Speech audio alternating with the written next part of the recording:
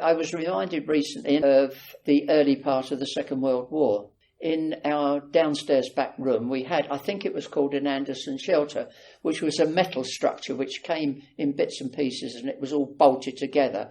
And it provided you with a dining table, but if you had need to, then you got underneath it very, very quickly. Now, if you had need to, the warning was an air raid siren, which you knew exactly what you had to do. Then you got under cover. Then there was the all clear. You could come out into the open. And occasionally we used to go into our neighbours. They had an underground shelter in their back garden with an earth covering and that sort of thing. Very often during that wartime period, the Germans sent what we called loosely flying bombs across, which you may have heard of, which was fine when you could hear them flying. When the engine cut out, you beat it very quickly to the place under the table, so to speak.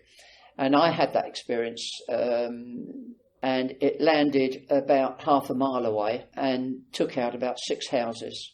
And later on, it would have been that year, I can remember an effigy of Hitler in the form of Guy Fawkes. So instead of Guy Fawkes, you've got Hitler being burnt at the stake to celebrate, if you are celebrating that, a Guy Fawkes event.